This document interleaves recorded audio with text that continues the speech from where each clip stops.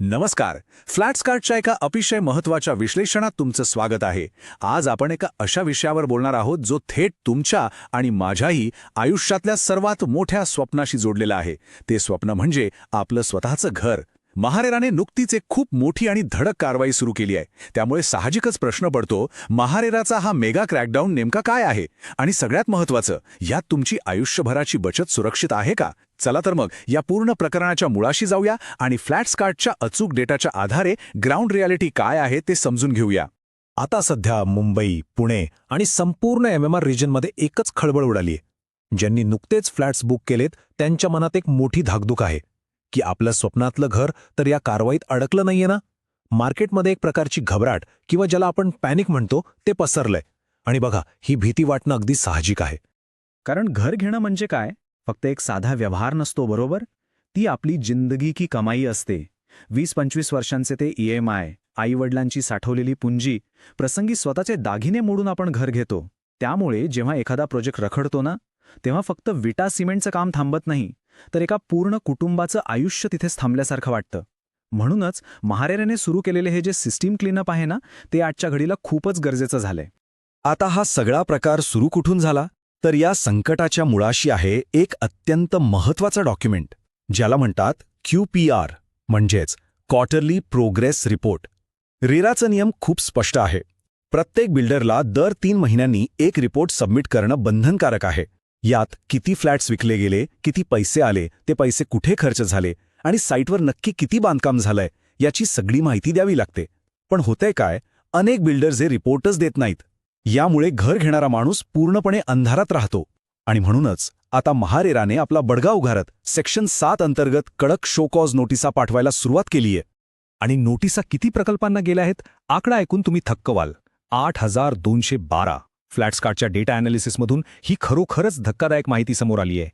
महाराष्ट्रातील तब्बल 33,000हून अधिक चालू असलेल्या प्रकल्पांची जेव्हा तपासणी झाली, तेव्हा त्यातल्या 8,212 प्रकल्पांनी जानेवारी ते मार्च 2025 या तिमाहीचा प्रोग्रेस रिपोर्ट जमाच केलेला नाही. म्हणजे विचार करा, दर 4 पैकी एका प्रोजेक्टवर आता मोठं प्रश्नचिन्ह निर्माण झालंय. आता हे डिफॉल्टिंग प्रोजेक्ट्स नेमके आहेत कुठे? जर आपण हा डेटा थोडा बारकाईनं पाहिला तर एक गोष्ट अगदी क्लिअर दिसते. हे सर्वाधिक धोक्याचे प्रकल्प मुंबई मेट्रोपॉलिटन रिजन म्हणजेच आपल्या MMRमध्ये एकवटलेले आहेत. एकट्या MMRमध्ये 4,654 प्रकल्पांवर आता कारवाईची टांगती तलवार आहे. यातही बघा, ठाण्यात 1,465 आणि मुंबई उपनगरात 1,263 प्रकल्प आहेत. म्हणजे सर्वात मोठी रिस्क नेमकी कुठे दडलेली आहे हे यातून अगदी स्पष्ट होतंय.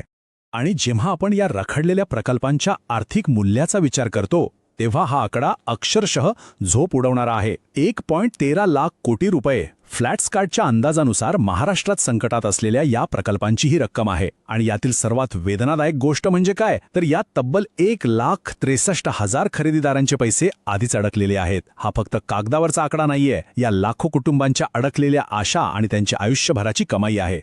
तुम्हाला यातला एक विरोधाभास सांगते, ज्याला आपण रिअल इस्टेट पॅराडॉक्स म्हणू शकतो. एकीकडे आपण रोज पेपरमध्ये बिल्डरांच्या मोठमोठ्या चकचकीत जाहिराती पाहतो, घरांच्या किमती तर गगनाला भिडल्यात. पण दुसरीकडे ह्याच मार्केटमध्ये हजारो प्रोजेक्ट साधे प्रोग्रेस रिपोर्ट जमा करण्यात फेल होत आहेत. म्हणजे बाहेरून सगळे एकदम ग्लॅमरस, पण आतून बघायला गेलं तर कागदपत्रांचा पूर्णपणे अभाव. फायनान्शियल इयर 2026ची आकडेवारी हे सत्य आणखी ठळकपणे दाखवून देते. महारेरेने नुकतीच 10,379 नवीन गृहप्रकल्पांना मंजुरी दिली आहे. यातील 53% प्रकल्प MMRमध्ये आहेत आणि 34% पुण्यात आहेत. म्हणजे गंमत बघा, जिथे कन्स्ट्रक्शनची सर्वात मोठी लाट आली आहे, नेमक्या त्याच भागात नियमांच्या उल्लंघनाचं सर्वात मोठं संकट उभं राहिलंय. जिथे सर्वात जास्त पैसा गुंतवला जातोय, तिथेच माहिती लपवण्याचं प्रमाण सर्वात जास्त आहे. यामुळे साहजिकच सध्या सगळीकडे आणि सोशल मीडियावर एक मोठी चर्चा सुरू झालीये की भारताचं रिअल एस्टेट मार्केट चीनच्या त्या एव्हरग्रँड संकटासारखं कोसळणार तर नाहीये ना? हा प्रश्न तुमच्याही मनात आला असेल. पण काळजी करू नका. फ्लॅट्सकार्टचा डेटा सांगतो की आपण एवढं घाबरून जाण्याचं काहीच कारण नाहीये. आपल्याकडे घरांची डिमांड आजही खूप सॉलिड आहे. बँकिंगचे नियम कडक आहेत आणि सर्वात महत्त्वाचं म्हणजे महारेरासारखी संस्था आता वेळीच ॲक्शन घेतेय. त्यामुळे परिस्थिती गंभीर नक्कीच आहे, पण ती चीनसारखी हाताबाहेर गेलेली नाही. पण हो, शॉर्ट टर्ममध्ये मात्र घर घेणाऱ्यांना थोडा त्रास सहन करावा लागू शकतो. जर बिल्डरांनी या दिलेल्या 60 दिवसांच्या मुदतीत योग्य उत्तर दिलं नाही, तर महारेरा खूप कठोर पावलं उचलू शकते. जसं की प्रोजेक्टचे बँक अकाउंट्स फ्रीज केले जाऊ शकतात, त्यांचं रजिस्ट्रेशन सस्पेंड होऊ शकतं, नवीन फ्लॅटची विक्री आणि जाहिरातींवर बंदी होऊ शकते आणि सगळ्यात महत्त्वाचं बांधकामाची कामं पूर्णपणे थांबवली जाऊ शकतात. हे ऐकायला थोडं कठीण वाटतं, पण ही कडक कारवाई सिस्टम सुधारण्यासाठी अतिशय गरजेची आहे. कारण आजचं हे कडू औषध उद्याच्या सुरक्षित भविष्यासाठी खूप महत्वाचं आहे.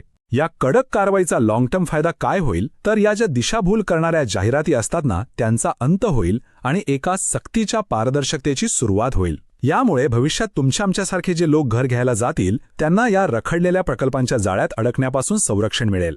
बिल्डरांना आता फक्त हवेत बाता मारून चालणार नाहीत, त्यांना ग्राउंडवरील प्रोग्रेस पुराव्यासह दाखवावीच लागेल.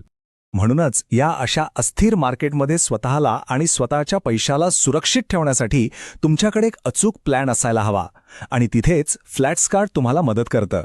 चला तर मग बघूया फ्लॅटस्कार्ट स्मार्ट बायर प्लेबुक. थोडक्यात सांगायचं तर तुमचा पुढचा ॲक्शन प्लॅन नक्की काय असला पाहिजे.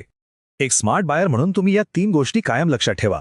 पहिली गोष्ट, घर बुक करण्यापूर्वी महारेराच्या वेबसाईटवर जा आणि त्या प्रोजेक्टचे QPRs आणि पोझिशनची तारीख नक्की चेक करा. दुसरी गोष्ट, त्या प्रोजेक्टवर काही कोर्ट कचेरी किंवा लिटिगेशन सुरू नाहीत ना याची खात्री करा.